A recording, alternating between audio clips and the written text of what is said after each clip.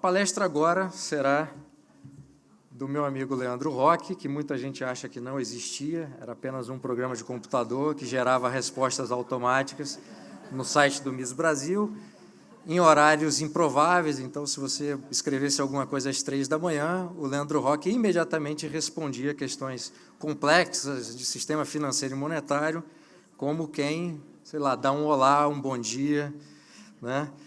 Então, a palestra do Leandro. Leandro é editor do site do Instituto Miss Brasil e também tradutor, inclusive dos textos são publicados no Instituto, né? O Leandro sempre faz palestras excelentes, com muitas informações e uma análise austríaca de primeira. E, para essa palestra, ele preparou uma com o seguinte título: O que houve com a economia brasileira. Leandro Roque, por favor, uma salva de palmas.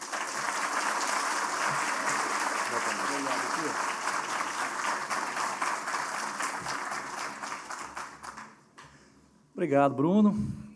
Senhoras e senhores, muito boa tarde, muito obrigado pela presença, muito obrigado pela consideração, pelo prestígio, né? Domingo, pós-almoço, palestra sobre economia. É difícil imaginar uma combinação mais ingrata do que essa, né?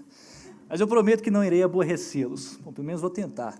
Não se deixe intimidar pelo slide, pelo PowerPoint, os slides são totalmente leves, não tem texto, não tem matemática, não tem diagrama, tem só um compêndio de algumas notícias que vão servir de pano de fundo à narrativa. Tem também algumas fotos de algumas autoridades econômicas que não são muito queridas. E tem 3 gráficos, tá? Nada doloroso. Então, o que aconteceu, né? Qual foi a lambança? Por que aquela economia que parecia tão pujante em 2010, né, com o PIB crescendo a 7,5%, de repente degringolou e deu um cavalo de pau, né? Quem está por trás da lambança? Como os senhores sabem, na sexta-feira da semana passada, o IBGE divulgou que estamos oficialmente em recessão. A economia está encolhendo há 2 trimestres seguidos. E o encolhimento da economia há 2 trimestres seguidos configura aquilo que os tecnocratas chamam de recessão técnica. Só que se você for dar uma esmiuçada nos números do PIB, a coisa está um pouquinho apavorante. Por exemplo, no segundo trimestre desse ano agora, a economia encolheu quase 1% em relação ao segundo trimestre do ano passado. Tá? Uma economia como a brasileira encolher 1% não é pouca coisa, não. É o equivalente a 50 bilhões de reais a menos em termos de bens e serviços sendo produzidos. Só que pior ainda mais. Se você for olhar o que houve com os investimentos, principalmente os investimentos em máquinas, em bens de capital, investimento em infraestrutura, e os investimentos são a principal variável do PIB, porque são os investimentos que indicam a saúde da economia hoje, e são os investimentos que garantem que o futuro da economia será bom. Se você olhar o que houve com os investimentos, a coisa foi feia. Com segundo trimestre desse ano, em relação ao segundo trimestre do ano passado, houve uma queda de 11%. 11%. Tá? Uma queda de 11% nos investimentos não é uma coisa trivial, não é um mero espirro, não é só um soluço. Tá? E piora ainda mais. Se você comparar agora em termos trimestrais, ou seja, o trimestre em relação ao trimestre imediatamente anterior, o gráfico é esse. Ó. No terceiro trimestre de 2013, os investimentos encolheram 1,7%, no quarto trimestre encolheram mais 1,9%, no primeiro desse ano encolheram 2,8%, e agora, nesse segundo trimestre, encolheram 5,3%, ou seja, a coisa embicou para baixo e está acelerando. Tá? De novo, isso aí não é uma coisa trivial, não é uma coisa passageira, não é só um soluço. Investimentos encolherem assim, de maneira cada vez mais acentuada, indica que, parodiando lá o Marcelo de Hamlet, indica que há algo de podre nos fundamentos da economia. E esse algo de podre pode ser confirmado também por essa notícia. O número de empresas sendo abertas está diminuindo drasticamente. Em 2012 já havia havido uma queda, foi de 9%, a queda na abertura de empresas. Em 2013, nova queda, de 8%. E agora, até o primeiro semestre, uma queda de 13,1%. A indústria. Não obstante todo o protecionismo do atual governo, que é o mais protecionista desde a implementação do real, não obstante todos os pacotes de estímulo e de incentivo, a indústria encolheu 3,4% no segundo trimestre em relação ao segundo trimestre do ano passado. E, se você comparar a evolução anual, ou seja, se você comparar um mês de 2014 em relação ao mesmo mês de 2013, o quadro é esse, negativou geral. Por exemplo, aqui, ó, isso aqui é de junho. Em junho desse ano, em relação a junho do ano passado, houve uma queda de 7% nos investimentos, na indústria, perdão. Ah, mas a culpa é da Copa. Ok, então vamos para julho. Julho caiu 4% também. Tá? Vale lembrar que o governo Dilma, justamente com a desculpa de proteger e estimular a indústria nacional, elevou as tarifas de importação de praticamente todos os produtos. Ela fechou o mercado, ela fechou os portos. Automóveis, pneus, produtos têxteis, né, calçados, brinquedos, lâmpadas, né, sapatos chineses, tijolos, vidros, vários tipos de máquinas, até mesmo de produtos lácteos. A mulher levou a tarifa de importação de tudo. Né? Além disso, esse foi o governo que obrigou as grandes empresas do país a produzir utilizando uma certa porcentagem de insumos nacionais. Quer produzir? Ok, produz, mas utiliza material fabricado aqui no Brasil. Mesmo assim, ou por causa disso, a indústria só faz encolher. Durante 3 trimestres seguidos, até mesmo o setor de serviços, ó, que era para onde estava indo a maioria da mão de obra, conseguiu também encolher agora no segundo trimestre. Como resultado dessa contração da indústria, aqui está o emprego no setor industrial. Desde o primeiro trimestre de 2003, ele só cai. Daqui a pouco eu vou falar da taxa de desemprego, tá? Isso aqui são dados do IBGE. Aqui tem uma pequena coletânea de notícias que dão uma boa indicação de como é que nós estamos. Pedido de falência sobe em julho, a inadimplência tem a maior alta em 14 anos, a produção e a venda de veículos em queda, pior julho desde 2006. A retração do varejo e da indústria fez com que a receita do setor de serviço parasse de crescer, o crescimento foi o mesmo de 2012, que também foi outro ano de paradeira. Produção de embalagens em queda, o que indica que o número de encomendas e o número de transportes está caindo. Com o fim da Copa, com o fim das obras de mobilidade urbana e com o fim do boom imobiliário, o setor de construção também está em arrefecimento. Sobrou até para o futebol brasileiro. As receitas dos clubes também estagnaram. Tá? Daqui a pouco vocês vão entender por quê também. Bom, e o emprego? O emprego é o último bastião de resistência do atual governo. Quando você critica o governo, ele sempre recorre ao emprego. O emprego está muito bom. Tá? Então, antes de tudo, vai lembrar o seguinte, em uma economia fechada e protegida, a taxa de desemprego tende a ser baixa. Tá? Por quê? Porque você não pode importar nada, você acaba tendo de produzir tudo aqui dentro, que é aquilo que eles chamam de autarquia. Então, você acaba gerando empregos artificiais aqui dentro. Os empregos, obviamente, não produzirão nada que presta, a mão de obra não será produtiva, mas você vai ter uma taxa de desemprego baixa. É assim, por exemplo, na Coreia do Norte. Na Coreia do Norte não tem nem semáforo. Lá fica um cara com a mão assim, 4 da manhã você vai para a rua, tem um cara assim lá, não tem carro nenhum passando, mas tá. Isso é pleno emprego. Agora, emprego de qualidade, isso melhora o padrão de vida das pessoas? Dizem que na União Soviética também havia pleno emprego. Eu não duvido, não. Provavelmente sim, mas ninguém produzia nada que prestava e ninguém podia consumir nada. Né? Isso, para mim, é a definição de escravidão. Perdão, pode falar? Depois. Lá você não produzia nada que prestava e também não podia consumir nada. Isso, para mim, é a definição de escravidão. Agora, sobre a taxa de desemprego, tem o seguinte problema, o IBGE está parcialmente em greve, então a taxa não é atualizada desde abril. Agora, mesmo se ela fosse atualizada, eu aposto que o desemprego ainda estaria baixo, na casa entre 5% e 6%. Por quê? Porque hoje o Brasil está vivenciando um fenômeno lamentável, que é, isso aqui é só para concluir, que é o emprego pior abril em 15 anos e também o pior julho de 15 anos. Agora, a taxa de desemprego ainda seria baixa, porque nós estamos vivenciando um fenômeno lamentável, que é a geração neném. 20% das pessoas em idade de trabalho não estudam, não trabalham e não procuram emprego. Esse gráfico aqui, ó, o que interessa são esses dois, esse em azul claro desses dois aqui. Da população que tem de 18 a 24 anos, 23% não quer saber nem de estudar, nem de trabalhar, nem de procurar emprego.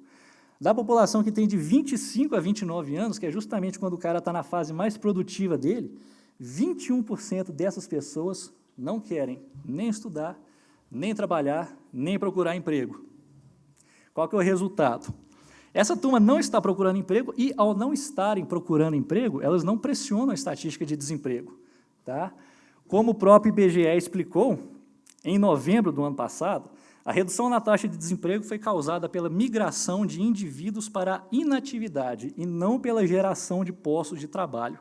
Tá? O que a gente vê aqui é a redução da desocupação em função do aumento da inatividade. Então, não houve aumento do número de postos de trabalho. O que houve foi um aumento das pessoas que passaram para a inatividade. Ali cortou, mas mais abaixo está escrito assim: o aumento da população inativa tem contribuído para manter o desemprego em suas taxas mínimas históricas. Agora, o que leva um cara para a inatividade? Tem vários motivos. Um deles é Bolsa Família. Você recebe Bolsa Família, você está inativo, você não está procurando emprego. Outro motivo, e essa notícia ficou famosa, é que o cara está aprendendo a dar golpe no seguro-desemprego. A partir do momento que você domina essa arte, você não procura mais emprego, você não pressiona. Mas isso aí, ó. Tem também o caso do cara que descobriu que não sabe fazer nada na vida, desistiu, e tem também o caso de gente que arrumou quem o sustente. Tá? Tem jovem de classe média, inclusive, dentro dessa estatística. Ele é sustentado pelos pais, ele não procura emprego. Esse fenômeno ele é lamentável porque o baixo crescimento da mão de obra ele só pode ser compensado se houver um aumento na produtividade. Tá? Se houver um aumento na produtividade, então esse fenômeno do baixo crescimento da mão de obra não é um problema. Só que o Brasil é conhecido justamente por ter uma mão de obra pouco produtiva. Tá? Para a gente produzir o mesmo que um trabalhador americano produz em 1 hora, a gente precisa de 5 trabalhadores brasileiros. Tá? Sendo assim, esse baixo crescimento da mão de obra que nós estamos vivenciando, ele tende a reduzir o crescimento da oferta de bens e serviços, tá? E, consequentemente, isso tende a reduzir o crescimento da economia e tende a reduzir também o nosso ritmo de enriquecimento. No final, esse fenômeno lamentável serve apenas para o governo surfar na onda e falar que as políticas econômicas dele geraram a menor taxa de desemprego da história. Tá? Bom, economia em recessão, investimentos em queda, indústria em queda, falências em alta, serviços estagnados, produtividade em baixa, criação de empregos estagnados. Tem algum fator externo influenciando isso? Se você olhar nesse gráfico, nesses números aí que comparam o segundo trimestre desse ano com o segundo trimestre do ano passado, o Brasil é o pior de todos. Pior até do que a Grécia. Todos os outros países cresceram nesse período. Então, ou seja, culpar os outros não cola. Só que assumir responsabilidades não é exatamente a característica mais conspícua desse exótico cidadão aí que representa um grave risco para o emprego dos artistas circenses. Segundo o Iluminado,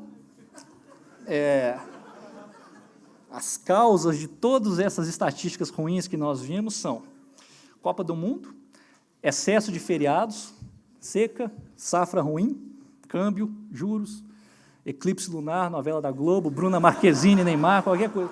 O cidadão é tão bom que ele consegue se contradizer em menos de 3 meses. A primeira notícia é de maio, a segunda é de agosto. Não sei se o pessoal lá do fundo está lendo. O primeiro ele falou que a Copa do Mundo vai incentivar o PIB, 3 meses depois ele falou que a Copa do Mundo é a culpada pela queda do PIB. Ou seja, a culpa é de tudo e de todos, menos da política econômica do governo, que é o assunto dessa palestra. Então, feito esse introito, vamos ao que interessa. O que está acontecendo com a economia?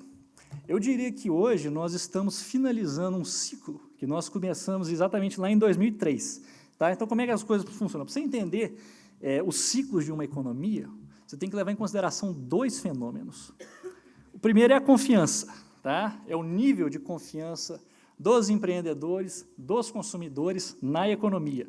Se você tem um governo que sinaliza claramente qual será a sua política econômica, se você tem um governo previsível, se você tem um governo que adota regras claras, se você tem um governo que não loteia e não aparelha as estatais, se você tem um governo que mantém a inflação de preços na meta, ou pelo menos perto do alvo dela, se você tem um governo que é comprometido com um orçamento equilibrado, se você tem essas características, você consegue gerar um mínimo de confiança necessário para manter uma economia sobre os trilhos. Por exemplo, o governo Obama não teve essa clareza. Tá? Quando ele foi eleito, ninguém sabia o que ele ia fazer, ninguém sabia se ele ia aumentar impostos, ninguém sabia como é que ele ia fazer para reduzir o déficit, ninguém sabia se ele ia conseguir aprovar a reforma do sistema de saúde, que geraria um enorme fardo para as empresas americanas. Enfim, ninguém sabia o que ele ia fazer, isso gerou uma enorme desconfiança, uma enorme incerteza, e a recessão americana se prolongou por mais de 4 anos. Tá?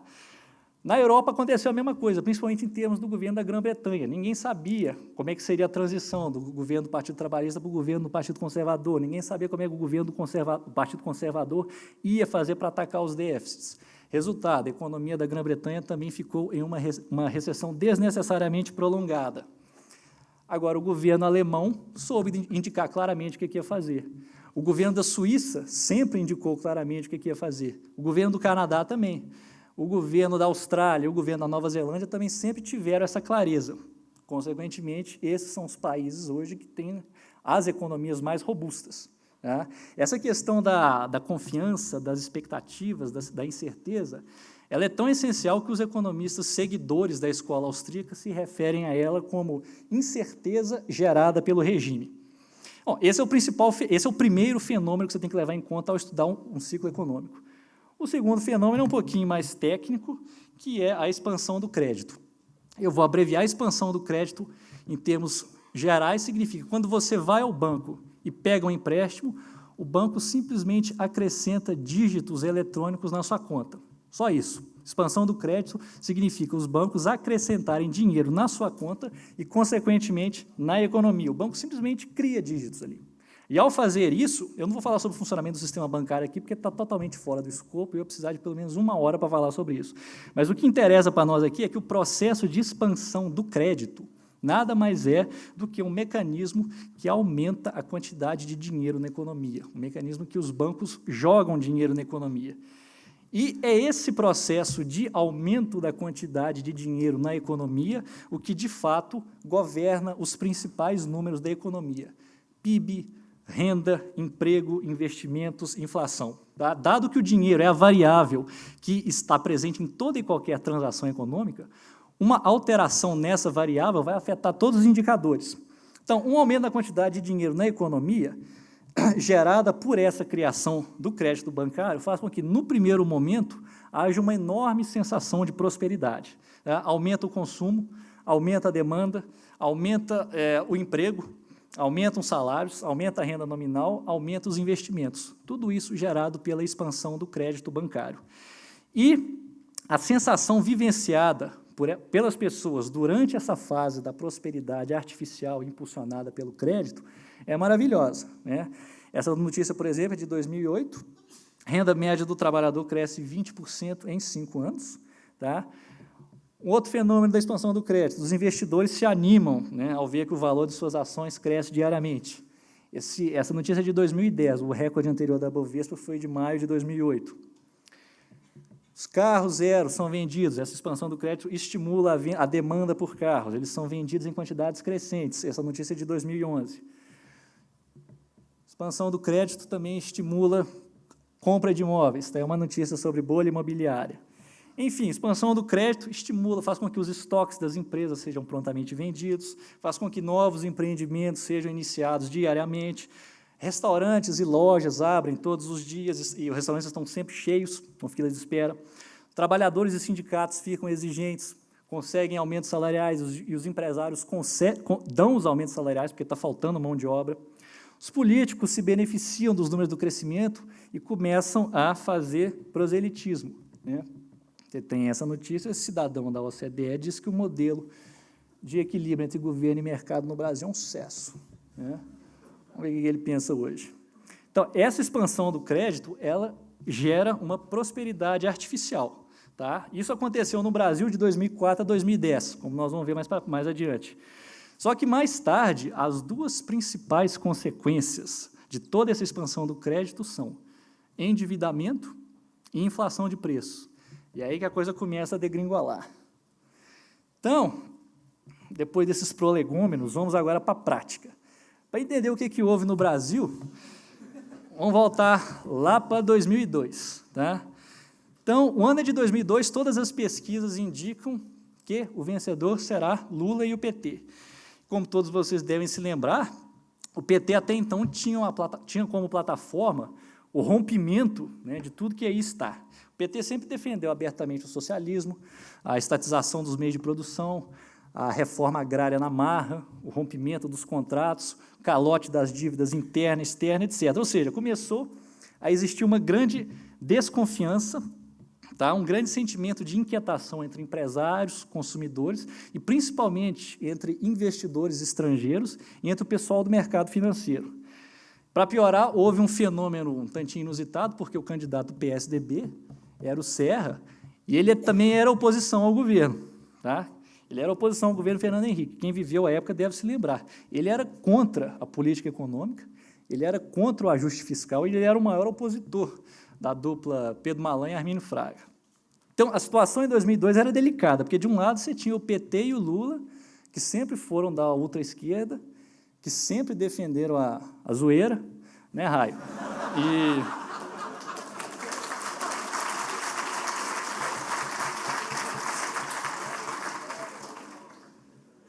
E do outro lado você tinha o Serra, que era do partido do governo, mas que também era oposição ao modelo atual. Aí gerou-se aquele clima de total incerteza e o resultado não poderia deixar de ser outro.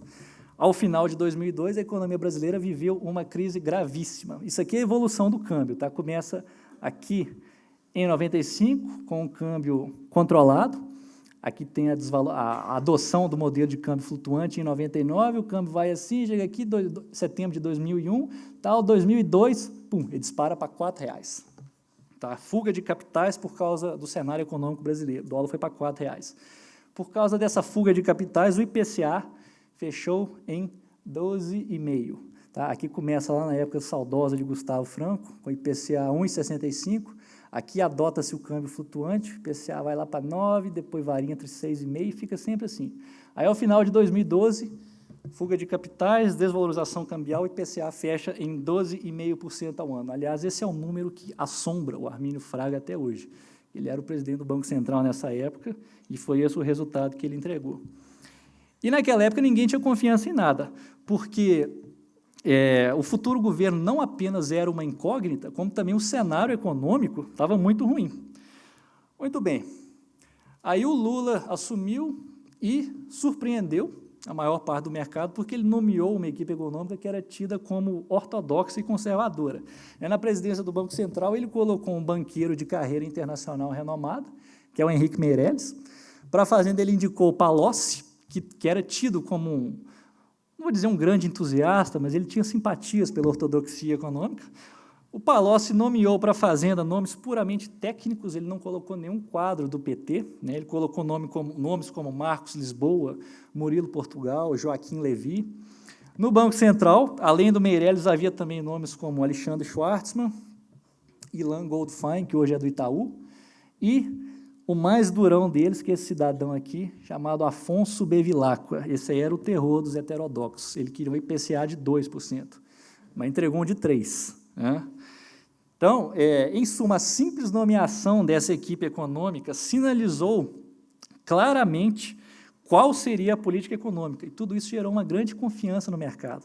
Tá? Qual que seria a política econômica? Eles deixaram claro qual que seria. O superávit primário de 4,25% do PIB. Hoje a gente tem que fazer muita maquiagem para ficar em 1,5%. Eles prometiam 4,25%. Política monetária dura e restritiva. Banco Central autônomo. Tudo isso gerou a confiança no mercado. Mas aí o que aconteceu? Em 2003, essa equipe econômica fez um ajuste brutal. Tá? A Selic foi para 26,5%. Né? Começa aqui em 2001, aqui no final de 2002, com a fuga de capitais, aqui já é em meados de 2003. Selic foi para 26,5%. O Superávit primário, que prometeram 4,5%, foi de 5% do PIB. Nos primeiros 6 meses de 2003, que é quando a Selic ficou no seu valor mais alto, o consumo doméstico chegou a despencar 11%. Você vê aqui, ó, abril de 2003, em relação a abril de 2002, o consumo caiu 11%. O desemprego foi para 13%. Tá? Isso foi uma austeridade para espanhol, português e irlandês nenhum botar defeito. Tá? Agora, é preciso fazer uma pequena justiça aqui. Hoje as pessoas dizem que o governo Lula surfou, né, na onda de um setor externo favorável, estimulando o consumismo. Não, isso é verdade a partir de 2009, tá? Nós vamos chegar lá. Em 2003, houve um ajuste brutal, houve austeridade grega. E eu estive presente em uma palestra do Henrique Meirelles, né, e ele falou que essa austeridade brutal só foi possível porque o Lula era presidente. Né? Por quê? Porque ele tinha acabado de ser eleito, ele estava em início de mandato, nenhum sindicato iria organizar uma greve contra o maior líder sindical da história do país e que havia acabado de ser eleito. Eu concordo com essa tese. Agora, esse ajuste econômico que essa equipe fez foi tão forte, tão surpreendente, né? Ninguém esperava isso de um governo de esquerda, que o mercado reagiu muito positivamente, inclusive os investidores e os especuladores estrangeiros. Esse cidadão aí, o nome dele é Bill Gross, ele é presidente da PIMCO, que é a maior compradora mundial de títulos do governo. Ele fez sua fama comprando títulos do Brasil, ele apostou no Brasil quando ninguém queria apostar. Depois dele, todo o mercado começou a apostar no Brasil com grande rapidez. E não só o mercado financeiro, os empresários e os consumidores também. Tá? Então, a partir de julho de 2003, a economia voltou a crescer. Só que com um detalhe, ela não voltou a crescer liderada pelo consumismo, ela voltou a crescer liderada por exportações. Tá? Isso é fácil de ser entendido. Como o ajuste foi baseado na contração do consumo, tá? Essa contração foi tão forte que ela gerou um excedente de produtos não consumidos que pôde, então, ser exportado. Tá? Como o consumo interno estava muito baixo, havia um excedente a ser exportado. Então, ou seja, a primeira lição, a recuperação da economia de 2003 não foi baseada no estímulo ao consumo. Muito pelo contrário, o modelo foi baseado em restrição e desestímulo ao consumo, o que gerou um excedente a ser exportado. Se o governo da época tivesse adotado um modelo de incentivo ao consumo, igual o atual faz, a inflação disparava e o Brasil quebrava. Todo o modelo foi baseado em ajuste, austeridade monetária e fiscal, contração do consumo, consequentemente, geração de excedente exportável. Aí, a partir do momento que houve esse ajuste tão forte, tá, e esse ajuste começou a dar resultado, algumas coisas aconteceram. Primeiro, o crédito começou a crescer. Por quê? Porque aumentou o nível de confiança. Tá? Veja ali no gráfico, aqui, ó, começa em 94, você vê que e vai até 2008. Tá? Você vê que é justamente aqui em 2004 aqui, ó, que o crescimento do crédito adquire um formato exponencial. Tá? Lembre-se que esse gráfico mostra a quantidade de dinheiro que os bancos públicos e privados estão jogando na economia. Tá? Então, a partir de 2004, com a confiança recuperada e com as boas expectativas para o futuro da economia, o crédito, os bancos abriram a torneira para o crédito. A Selic começou a cair muito gradativamente, de maneira muito previsível, sem nenhuma surpresa. Tá? A expansão do crédito, consequentemente, foi se acelerando. Os números do PIB, do emprego e da renda começaram a subir, e aí começou o período de ouro da economia brasileira. Tá? Se alguém quiser entender a popularidade de Lula, é só você olhar para esse gráfico aqui. Ó. Tá? Agora, isso é importante, o governo daquela época usufruía duas vantagens que o próximo governo não vai ter. A primeira delas é que o desemprego era alto. Né? Em 2003, como a gente viu, o desemprego era de 13%. Isso era bom. Por quê? Porque com o desemprego alto, você tem mão de obra excedente, tá? O desemprego alto fornece mão de obra especializada e em troca de salários baixos. Salário baixo e desemprego ainda alto permitiram um robusto crescimento sem pressões inflacionárias. Esse aqui é o IPCA. O IPCA lá, no meados de 2003, para 17%. A adoção das políticas começa a fazer efeito. Chega aqui, 2006, 3%. Tá? Mesmo em 2007, tá, que foi quando o crescimento do crédito realmente deu esse galope aqui, ainda assim, em 2007, o IPCA foi de 4,5%, no centro da meta. Foi só em 2008 que a coisa deu uma degringolada, né, que o IPCA fechou em 5,9%, mas chegou a ficar acima de 6,5%. Bom, mas os números de 2004 a 2008 foram impressionantes. Tá? Outra observação, e que vai desagradar aos desenvolvimentistas, esse aumento das exportações que ocorreu, que eu falei que foi importante, eles ocorreram ao mesmo tempo em que o real se valorizava em relação ao dólar. Aqui, ó, em 2003, o dólar custava 3,5, em 2008 estava custando 1,54. E as exportações, ao mesmo tempo, subiram de 5 bilhões de dólares ao mês para 20 bilhões de dólares ao mês. E a gente ainda tem que aguentar hoje desenvolvimentista e intervencionista falando que todos os problemas serão resolvidos se você simplesmente desvalorizar o câmbio. Então, a primeira vantagem para o governo era o alto desemprego. A segunda vantagem que o governo daquela época tinha, e que o atual e o próximo governo não vai ter, é que o endividamento das pessoas e das empresas era baixo. Tá? Endividamento baixo significa que ainda há espaço para a expansão do crédito, turbinar os números do PIB, do emprego, da renda. Aí, impulsionada pelo crédito, a economia foi crescendo, o mercado de consumo foi aumentando, o desemprego foi caindo, a renda foi subindo, e os resultados foram esses. Classe C cresce, renda do trabalhador cresce 20% ao ano, e a aprovação de Lula bate recordes. Esse cenário bom persistiu até 2008. Aí, em setembro de 2008, houve a eclosão da crise financeira mundial. E é aí que a gente entra no cenário atual. Com a eclosão da crise financeira, né, com a quebra do Lehman Brothers, houve um congelamento geral no crédito. Tá? Os bancos privados brasileiros, por causa dessa incerteza, desse grande cenário de incerteza, eles se tornaram compreensivelmente mais cautelosos. O cenário mundial era de quebradeira. Inglaterra, Estados Unidos, França, todos os bancos estavam em frangalhos, com o governo tendo que socorrer. Aí, com esse cenário de incerteza, os bancos privados brasileiros, compreensivelmente, se tornaram mais comedidos. Por outro lado, os bancos estatais assumiram uma postura abertamente contracíclica. O Banco do Brasil, Caixa, BNDES, todos eles abriram as torneiras e mantiveram o crédito fluindo. Resultado, o crédito no Brasil passou a ser majoritariamente concedido por bancos estatais, sempre a juros subsidiados, juros abaixo da Selic. Aqui, a linha azul é o total de crédito concedido pelos bancos privados, tá? Bradesco, Itaú, Santander, HSBC, Citibank e outros.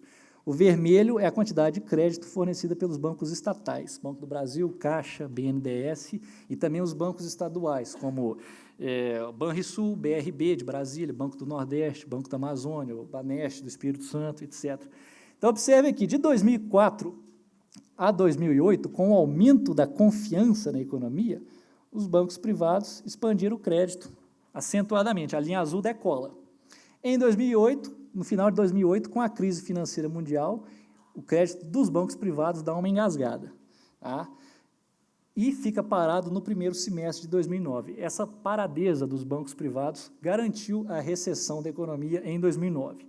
Nesse mesmo período, os bancos estatais, aqui, ó, que vinham mantendo uma postura constante até 2007, em 2008, eles adquirem um crescimento exponencial. Essa política de utilizar os bancos estatais para impulsionar o crédito e o crescimento representou a guinada desenvolvimentista do governo. Tá? O uso dos bancos públicos como indutores do crescimento é um dos principais pilares da nova matriz econômica. Só que essa guinada desenvolvimentista trouxe um detalhe extremamente maléfico.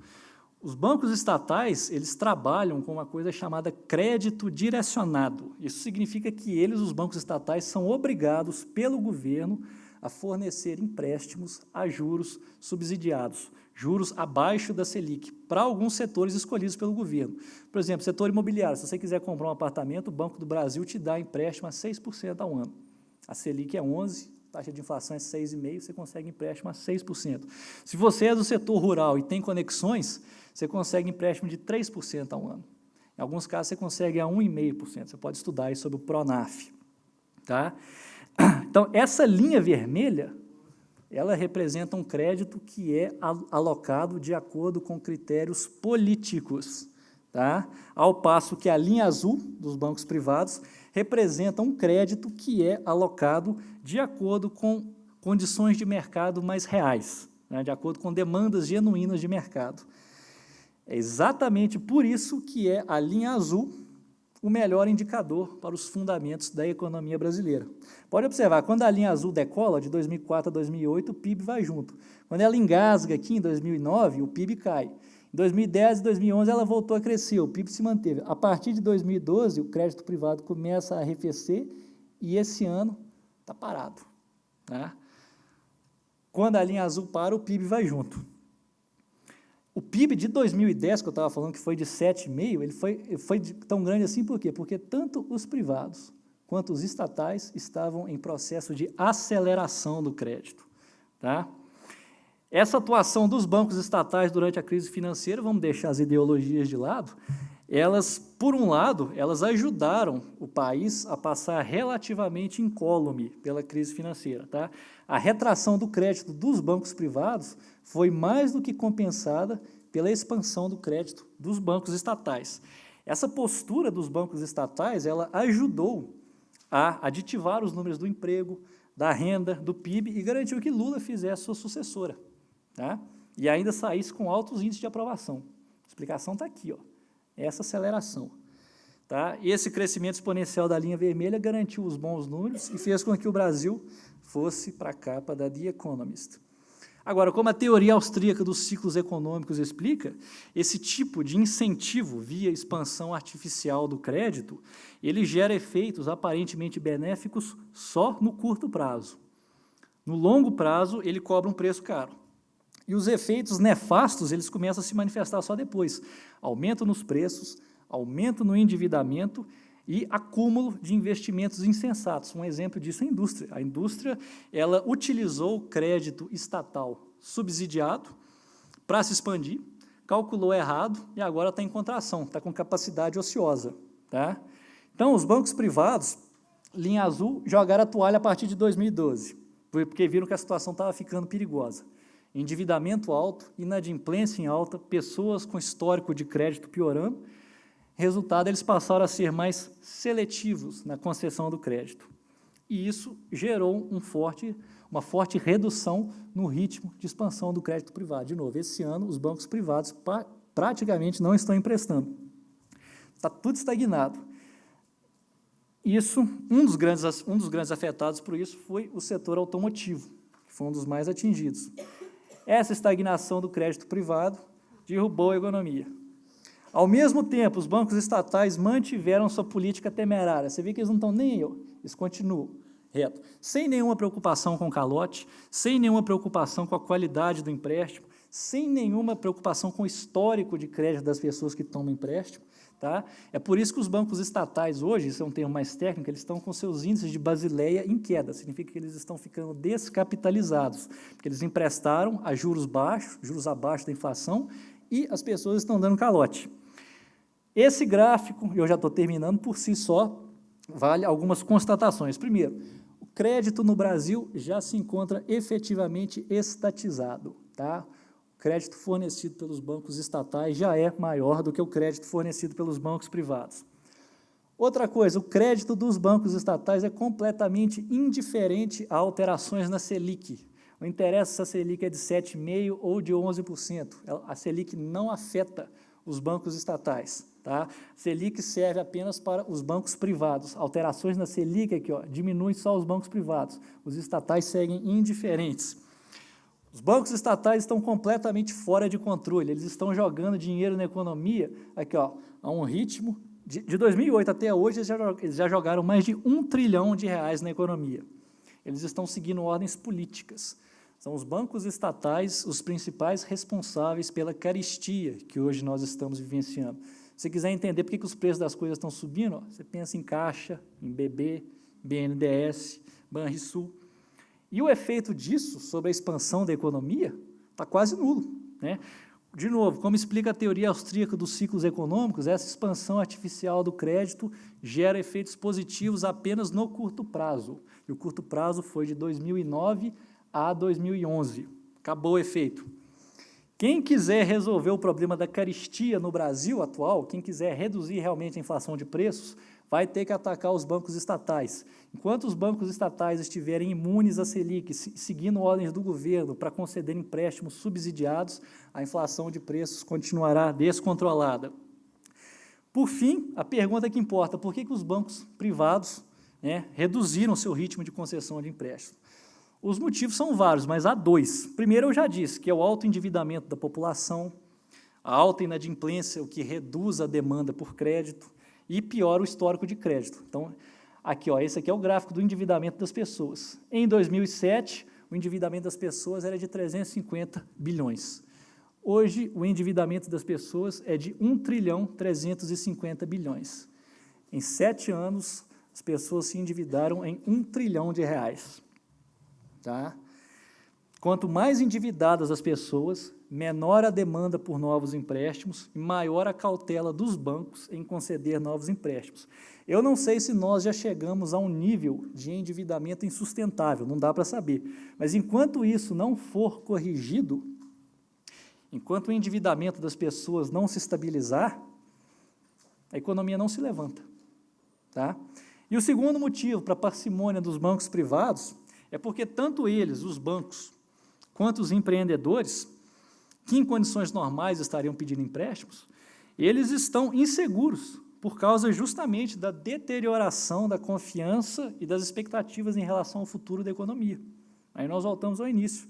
Por quê? Porque, como resultado da nova matriz econômica, nós temos hoje um governo totalmente imprevisível, tá? Um governo que não passa nenhuma segurança institucional, temos um governo que tem uma política fiscal completamente frouxa e nada transparente, temos um governo que gasta mais do que arrecada e que tenta maquiar seus déficits via truques contábeis, temos um governo explicitamente leniente com a inflação, um governo que acredita que um pouquinho de inflação gera mais crescimento, um governo cujo Banco Central é totalmente submisso a presidente e aquele aloprado que ocupa o Ministério da Fazenda, é um governo que intervém em contratos de energia, um governo que altera o marco do setor petrolífero, um governo que segura os preços dos combustíveis, e isso gera mais incerteza, porque quando é que os preços vão voltar a subir, você nunca sabe.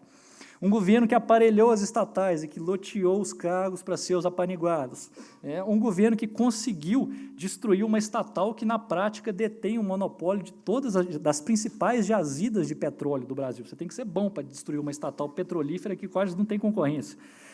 Tem um governo que adota política de impostos e de tarifas de importação, uma política que segue meramente conveniências eleitoreiras, que segue critérios políticos.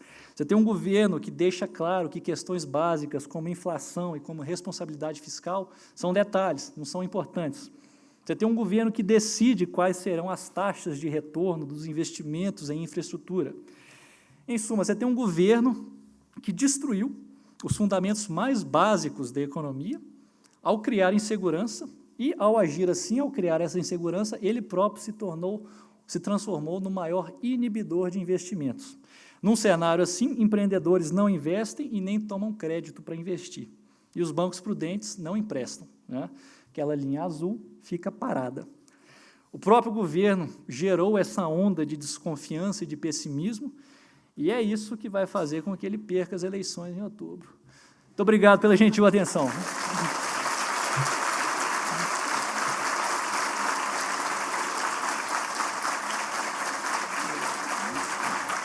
Muito bem, vamos começar aqui a sessão de perguntas. Toda vez que, no final da palestra do Leandro, eu sinto que eu fiquei um pouco mais inteligente, mas me sinto muito mais burro. É uma tentativa de conciliar. Eu não sei se isso é um elogio, né? É um elogio à inglesa. Bom, vamos lá. Em 2010, Leandro, você já alertava sobre a bolha imobiliária. Participantes do mercado já admitem correção de preços, mas sem estouro. Que cenário você vê aí no futuro breve? Olha, como eu escrevi recentemente, a bolha imobiliária, para mim, ela terminou em 2012. Por quê? Porque, a partir dali, todas as grandes incorporadoras elas só começavam a fazer anúncio com desconto. Em um mercado, você vê aqui em São Paulo, por exemplo, em alguns bairros o desconto chega a 50%. Tá? Não existe bolha em um mercado que tem desconto, existe só queda de preço. Esses descontos começaram a surgir em 2012. Para mim, foi lá que acabou a bolha imobiliária. Agora, quando a gente fala em estouro da bolha imobiliária, o pessoal já começa a pensar naquele cenário americano, irlandês, espanhol, mas não é aqui. Não vai acontecer nada daquilo pelo seguinte motivo.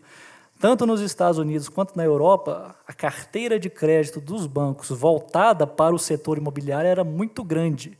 Então, quando começava a haver uma onda de calotes, os bancos ficavam imediatamente descapitalizados, porque a quantidade de crédito deles voltado para o setor imobiliário era enorme. Aqui no Brasil, a quantidade de crédito voltado para o setor imobiliário ainda é pequeno. De modo que, caso comecem a haver calotes, não haverá grande susto para os bancos, porque eles não estão tão imobilizados em imóveis quanto os espanhóis, os americanos e os irlandeses. Então, eu repito, a bolha, para mim, já acabou em 2012. Agora, só se vende apartamento com desconto ou com alguns chamegos, por exemplo. O cara vende o apartamento já com 2 garagens, já vende apartamento com condomínio pago por 6 meses, já vende apartamento com IPTU pago. Esse tipo de charme não existe em um mercado que está sob bolha. Esse tipo de charme é típico de mercado cuja bolha já desinflou. Agora com 2 garagens, menos em Belo Horizonte, né? Porque mudaram a lei lá. Os iluminados lá estão querendo proibir garagem. Não. Aliás, deixa eu antecipar uma pergunta que foi feita. Isso é avanço civilizacional, é proibir garagem. Todo mundo agora deixa o carro na rua, né? É ambientalmente correto. Uma pergunta que foi feita ontem para a palestra do Betic, mas eu acho que se aplica mais porque você fez um comentário na sua palestra. Qual o limite da zoeira desse governo? Pergunta do Kim. Não, quem respondeu bem foi o Hélio, né?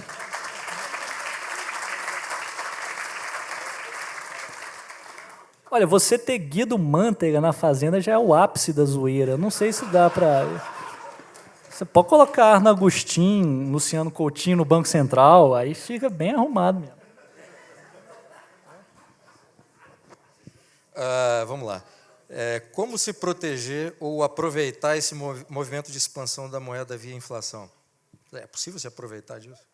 Ou se proteger? Não, como eu disse, quando começa uma expansão do crédito, muita gente ganha. Você tem que saber se posicionar nisso. Por exemplo, quando começou a bolha imobiliária lá para 2004 ainda, se você tivesse comprado um imóvel naquela época e tivesse vendido em 2012, você estava milionário, né? Então, o problema, toda a arte jaz em você saber identificar quando começa a expansão e quando que ela está começando a se arrefecer. O que você pode fazer é isso, você também pode optar pelo método URIT, que é ir para o Bitcoin, você pode também brincar com ouro, mas o ouro também é arriscado, porque ele é bem volátil. Então, ficando aqui na nossa realidade, o que você pode fazer é identificar aqueles setores que estão sendo beneficiados pelo início da expansão do crédito, investir neles e sair antes que a expansão do crédito comece a se arrefecer.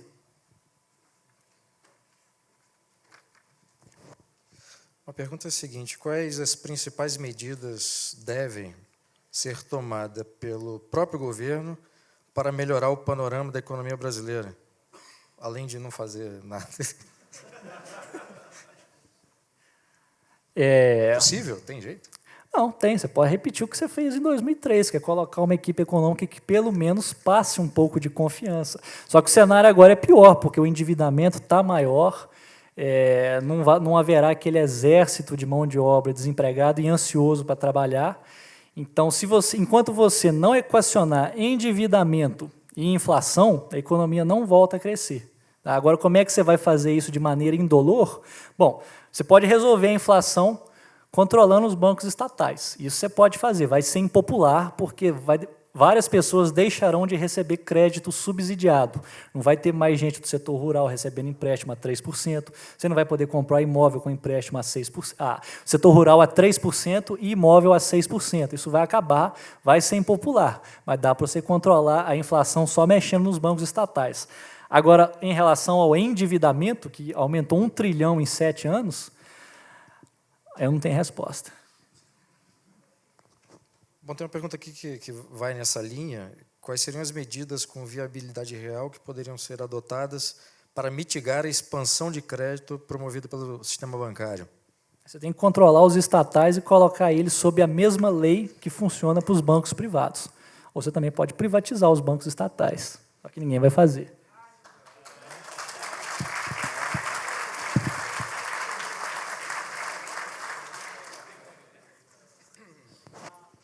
O uso da Petrobras como... Bruno, só um minutinho. Diga. Não, é preciso fazer a pergunta por escrito.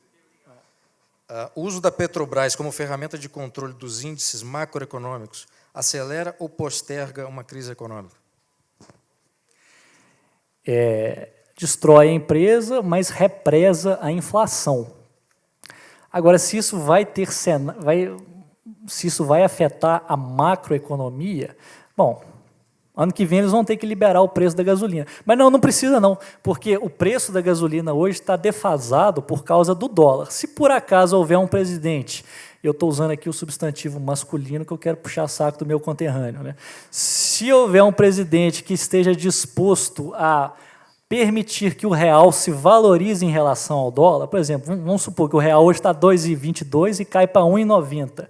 Se isso acontecer, os preços da gasolina deixam de ficar desalinhados. Você não precisa de corrigir o preço da gasolina. Você pode permitir que o real se valorize em relação ao dólar. Ao fazer isso, você não precisa de reajustar a gasolina. Só que vai ser difícil você encontrar um governo que faça isso sem desagradar o setor exportador. Se o sistema de reservas fracionárias consegue expandir a base monetária em taxas de até 9 ou 10 vezes, por que a inflação não atinge picos de 1000%? Não, porque para o dinheiro cair na economia, que é o que interessa, você tem que ir ao banco e pedir empréstimo. Se ninguém pedir empréstimo, o dinheiro não cai na economia. Tá? O Banco Central pode injetar dinheiro nos bancos o tanto que ele quiser, mas esse dinheiro não vai para a economia. Para o dinheiro entrar na economia, alguém tem que ir lá e pedir empréstimo, ou seja, alguém tem que se endividar. A pergunta aí fala por que não cai trilhões na economia. Pode cair trilhões na economia, mas só se trilhões de pessoas forem se endividar, tá? Ao mesmo tempo. Nós vimos aí que nos últimos 7 anos aumentou 1 trilhão, mas isso foi ao longo do tempo. Para haver uma hiperinflação no atual sistema bancário, as pessoas têm que estar dispostas a se endividar trilhardamente em poucos meses. Isso não é viável. Hiperinflação só acontece em um cenário em que o Banco Central pode financiar o governo, em que o Banco Central pode jogar dinheiro diretamente na economia. Hiperinflação não acontece no cenário atual, em que são os bancos que jogam dinheiro na economia via empréstimos, via crédito. Esse cenário não é compatível com a hiperinflação. Muito bem, 2 perguntas aqui acerca do Banco Central. Eu vou fazer as 2 e...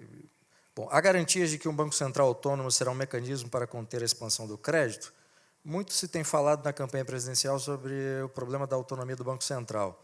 Isso faz alguma diferença real para a economia ou a própria existência de um Banco Central é sempre prejudicial?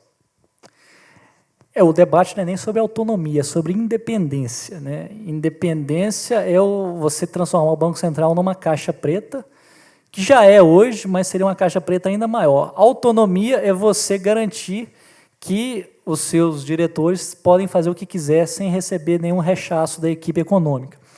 Eu acho esse debate um pouquinho desnecessário, porque eu acho que só autonomia já basta.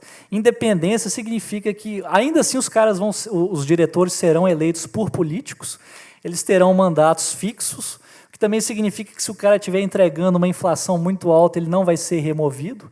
Eu acho bobagem o debate de independência. Eu acho que a autonomia é mais importante. Sobre Banco Central atrapalhar, bom, eu já escrevi tanto sobre isso, mas se eu começar a falar aqui, o Rompou chega, senta, vai embora, e eu estou aqui falando até amanhã. Eu não vou entrar nesse assunto agora. O que eu posso dizer é que o Banco Central é quem permite todo esse arranjo de expansão creditícia dos bancos. Não houvesse um Banco Central, os bancos não sairiam jogando R$1 trilhão em 7 anos na economia, porque não teria quem pudesse socorrê-los. Mas é um assunto complicado, não dá para eu responder aqui em 2 minutos. Muito bem. Tem uma pergunta aqui, de que forma as eleições afetam a economia brasileira? E o complemento é o que será da economia brasileira. Eu presumo que não seja muito fácil falar disso, estando nós, o país, às vésperas de uma eleição, né? E uma segunda pergunta, que é também na mesma linha, o que esperar de um eventual governo Marina Silva? Ó, eleição afeta porque todo mundo fica em suspense, pensando em quem é que vai ser eleito. Nós estamos vendo isso agora. Esse suspense gera paralisia, ninguém investe, todo mundo fica esperando o que vai acontecer com as tarifas do combustível, ninguém sabe qual que será o próximo presidente do Banco Central. Em uma economia estatizada como a nossa, você saber qual que vai ser o burocrata que vai comandar os juros é a coisa mais importante. Ninguém sabe quem que vai ser o próximo ministro da Fazenda. Então fica todo mundo em suspense, ninguém faz nada, todo mundo fica só na espera. Sobre o governo Marina, deixa eu tentar escolher umas palavras educadas aqui. Eu de início, eu estava até um tantinho animado quando eu vi que o Eduardo Janete seria um dos principais assessores dela. Mas aí o homem deu uma entrevista que me desanimou geral. Ele falou que... Ele virou ambientalista, né? Ele falou que a flatulência das vacas causa o aquecimento global e, por causa disso, o futuro governo Marina vai fazer de tudo para que o preço dos alimentos derivados de proteína animal encareça, né, por causa da flatulência das vacas. Então, ele já está falando de início que, se chegar lá, vai encarecer o preço da carne. E eu, como eu sigo a dieta paleolítica, eu vou passar fome. Então... isso aí me fez, isso aí, não, vamos Marina, não, deixa para lá. Não vamos pensar em Marina, não. Você vê que até a possibilidade de um futuro governo Marina, a zoeira não tem limites. Bom, aqui é uma pergunta a respeito da sua apresentação, se você vai publicar os gráficos, onde encontra os gráficos, se você podia publicar os slides. O gráfico tem no meu penúltimo artigo, que fala sobre quem realmente está causando a carestia no Brasil. Os outros eu coletei de notícia de jornal. Se alguém quiser, é só me mandar um e-mail que eu passo.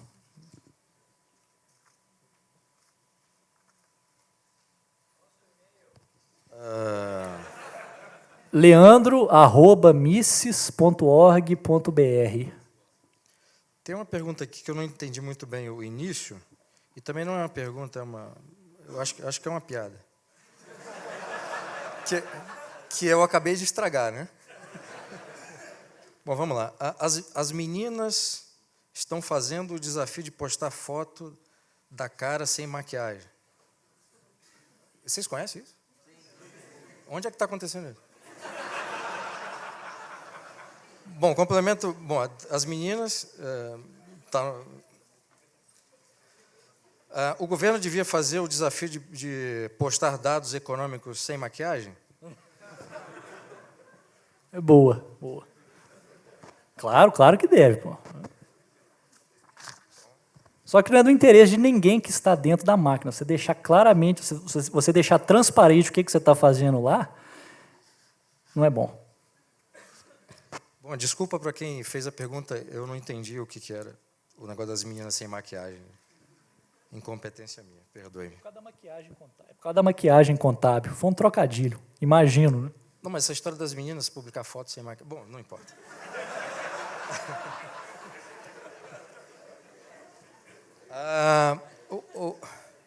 O que acontece na Rússia e na Coreia do Norte é estatismo e coletivismo? Na Coreia do Norte é genuinamente comunista, tá? Se bem que eu também não posso, eu nunca fui lá, né? Tudo que a gente sabe é o que a gente lê de repórteres que se infiltraram lá. Mas lá parece que realmente é o último bastião do comunismo que ainda resta, muito embora eles ainda tragam, né, alguns produtos, o ditador, né, traga o Kim Il-sung atual, eu esqueci o nome dele. Kim Jong-un, né? Ele... Mas há diferença entre esses dois nomes que você tá. Se há diferença entre os nomes, eu não sei. Então, a Coreia do Norte pode ser classificada como comunista, é mais comunista, bem mais comunista que Cuba. Agora, a Rússia é um regime classicamente fascista, corporativista. Você tem o Putin, ele escolhe os empresários que serão bem-sucedidos e escolhe os empresários que perderão. Mas há a propriedade privada, há a formação de preços, né? Há a propriedade privada dos meios de produção, embora os meios de produção sejam direcionados pelo Estado, há a propriedade privada. É um regime fascista, não é comunista. Muito bem, agora uma pergunta extremamente delicada. Nem sei se devo fazê-la. Em quem você vai votar? Ó, dizem que o mineiro não é solidário nem no câncer, né? Mas eu vou abrir uma exceção ao ditado aqui, eu vou irritar o Fernando Chioca, eu vou ter que dar meu apoio para o meu conterrâneo lá. Ajuda o homem lá, gente, ele está em terceiro lugar. Você ficar atrás de duas petistas é complicado. O Aécio está despontando para a derrota. Muito bem. Está fazendo uma grande campanha.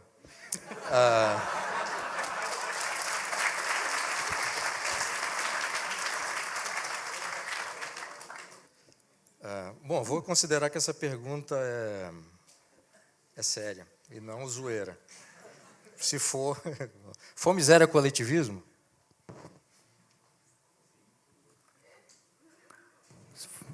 Deve ser zoeira, né? Vamos para a próxima.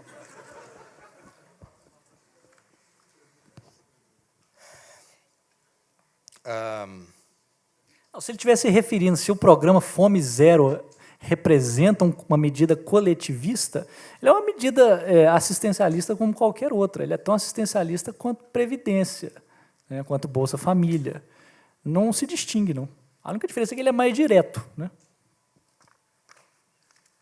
Bom, estamos em cima da hora. As perguntas que não foram respondidas eu vou encaminhar ao Leandro, a quem já eu agradeço pela excelente palestra. Muito obrigado. Uma salva de palmas, por favor. Obrigado.